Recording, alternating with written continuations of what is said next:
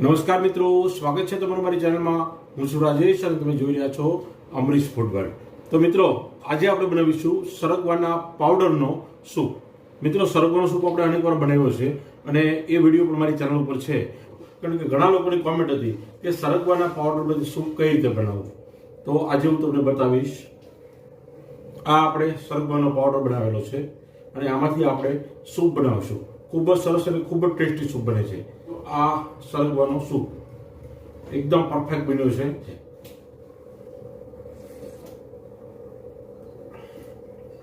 ખૂબ જ સરસ છે મિત્રો. તમે પણ આ સૂપ બનાવજો. વિડીયો પૂરેપૂરો જોઈ લેજો મિત્રો. તો ચાલો વિડીયો શરૂ કરીએ. મિત્રો, તમે તાજા સરગવામાંથી સૂપ કેવી રીતે બનાવવો અને પાવડર કેવી રીતે બનાવવો તેનો વિડીયો તમે જોયો, તમને લોકોને ખૂબ ગમ્યો અને ઘણા લોકોની ડિમાન્ડ હતી કે સરગવાના પાવડરમાંથી કઈ રીતે સૂપ બનાવવો અથવા કાઢો બનાવવો. તો આપણે એનો વિડીયો આજે બનાવીએ છીએ. મિત્રો, આ એક સામાન્ય કાઢો નથી કે એક સૂપ નથી. આ ખૂબ જ ફાયદાકારક વસ્તુ છે, ખૂબ જ ચમત્કારિક ઔષધિ છે. તો એનો વિડીયો પૂરેપૂરો જોજો, ક્યાંય સ્કીપ નહીં કરતા. ચાલો તો હવે રેસીપી શરૂ કરીએ. ગેસની ઉપર એક તપેલી મૂકી છે. તપેલીમાં 2 કપ પાણી એડ કર્યું છે. આપણે 2 કપના માપથી આજે બનાવીએ છીએ. અને આ અગાઉ બનાવેલો સરગવાનો પાવડર મેં 1 વર્ષનો ભેગો બનાવી લીધો છે મિત્રો. તો આ સરગવાનો પાવડર આપણે 2 કપ સામે 2 ચમચી નાખશું. આવી રીતે મેં ઘણા બધા ડબ્બા ભરી લીધા છે પાવડરના. અને મારા ઘણા બધા વ્યુઅર્સે પણ પોતાના ઘરે પાવડર બનાવ્યો છે. તો હવે એમાંથી આપણે કેવી રીતે સૂપ બનાવવો તે જોઈએ. તો 2 ચમચી ઉકળતા પાણીમાં સરગવાનો પાવડર એડ કર્યો છે. ગેસની ફ્લેમને હાઈ રાખેલી છે અને આને બરાબર ઉકળવા દેવાનું છે. સરગવો ઉકળશે પછી આપણે બાકીના મસાલા એડ કરીશું.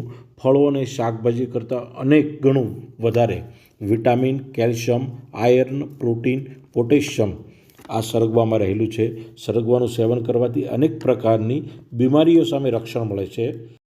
સરગવો મને ખૂબ જ પ્રિય છે. સરગવા દૂધીનો સૂપ એનો વિડીયો પણ મેં મૂકેલો છે. તાજા સરગવાના સૂપનો પણ વિડીયો મૂકેલો છે. સરગવાના પાવડરનો પણ વિડીયો મૂક્યો છે. અને મિત્રો, આ બધા વિડીયોમાં ખૂબ જ વ્યૂઝ મળ્યા છે. લોકોએ ખૂબ જ પસંદ કર્યો છે. અને તમારે આ મારા સરગવાના વિડીયોઝ જોવાના બાકી હોય તો મને તમે કોમેન્ટ કરી જણાવજો. મેં ડિસ્ક્રિપ્શન બોક્સમાં આ બધા જ વિડીયોની લિંક મૂકેલી છે.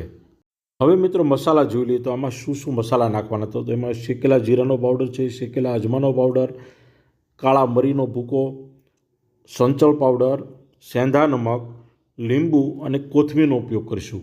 અને આ બધી વસ્તુને આપણે આ રીતે લઈ લીધેલી છે. આ બધી વસ્તુ સ્વાદ મુજબ અને ટેસ્ટ મુજબ આપણે એડ કરવાની છે. તો આપણે પહેલાં એડ કરીશું સેંધા નમક. અડધી ચમચી એડ કર્યું છે, પણ આપણા સ્વાદ મુજબ એડ કર્યું છે. અને અડધી ચમચીથી પણ ઓછું સંચળ પાવડર એડ કર્યો છે. આ છે જીરાનો પાવડર. જીરાનો પાવડર પછી ટેસ્ટ મુજબ વધારે એડ કરીશું. અત્યારે થોડો પાવડર એડ કર્યો છે. અને હવે એને એકવાર બરાબર ઉકળવા દેવાનું છે. હવે મિત્રો, થોડી કોથમીર એડ કરી દઈએ અને એને પણ આપણે ઉકળવા દઈએ.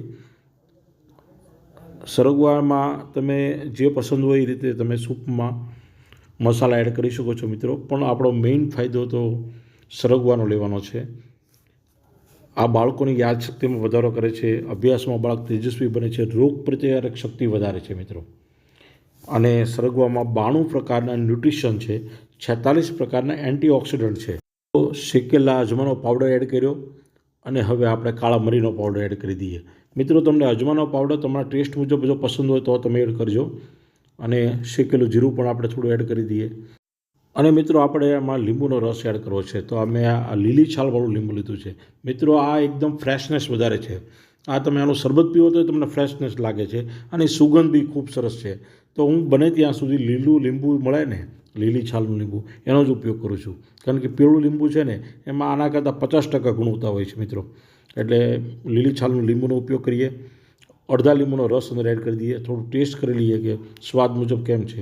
હજી મને લાગે થોડુંક સંચળ પાવડર એડ કરી દઈએ અને થોડું સેંધા નમક એડ કરી દઈએ.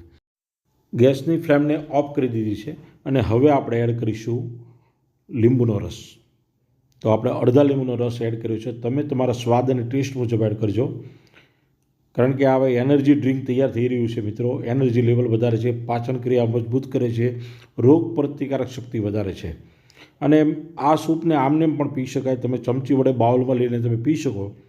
પરંતુ ઘણા લોકોને કપમાં પીવો હોય છે, ગાળીને પીવો હોય છે. તો આપણે આજે ગાળીને જ બનાવીશું. બાકી હું જ્યારે પીવું છું ત્યારે હું આમને એમ જ પીવું છું અને ખૂબ સરસ લાગે છે, ખૂબ જ ટેસ્ટી લાગે છે. અને અત્યારે જો આ રીતે પીતા હોય તો એ તમને સૂપ ગણાય, પણ તમે જો ગાળીને પીવો તો એ કાઢા જેવો લાગે. મિત્રો, કાઢો હોય કે સૂપ, એનર્જી લેવલ વધારે છે, પાચન ક્રિયા મજબૂત કરે છે, રોગ પ્રતિકારક શક્તિ વધારે છે, આળસ આવતી નથી, કામ કરવાની શક્તિને સ્ફૂર્તિ વધતી રહે છે. તો મિત્રો, તમારા ઘરે પણ બનાવજો. કેટલો સરસ દેખાઈ રહ્યો છે. તો મિત્રો, આવી રીતે સસ્તામાં તમારા ઘરે અને સારી વસ્તુ મળે તો તમે બનાવવી જ જોઈએ. હવે આપણે કોઈ જાતના સપ્લિમેન્ટ લેવાની જરૂર નથી. સપ્લિમેન્ટ ખૂબ મોંઘા હોય છે. આપણી સતત ભાગદોડવાળી જિંદગીમાં આખો દિવસ સ્ફૂર્તિ અને તંદુરસ્તી અને ઉત્તમ આરોગ્ય આપનાર સરગવો એક માત્ર સુપરફૂડ છે. બ્લડ પ્રેશર, એનિમિયા, ડાયાબિટીસ, પેટની તકલીફ, પથરી, હાર્ટની તકલીફ, અલ્સર, એસિડિટી, ઇન્ફેક્શન જેવા રોગોમાં ખૂબ જ અસરકારક છે. અને બાળકોની યાદશક્તિ પણ વધારે છે. મિત્રો, બાળકોનો અભ્યાસમાં બાળક તેજસ્વી થાય છે અને ઇમ્યુનિટી પાવર પણ વધારે છે. તો મિત્રો, તમને મારો વિડીયો ગમ્યો હોય તો લાઇક કરજો, શેર કરજો, સબસ્ક્રાઈબ કરજો, કોમેન્ટ કરવાનું ભૂલતા નહીં. મળતા રહીશું નવા વિડીયો સાથે. જય હિન્દ, જય જય ગરવી ગુજરાત.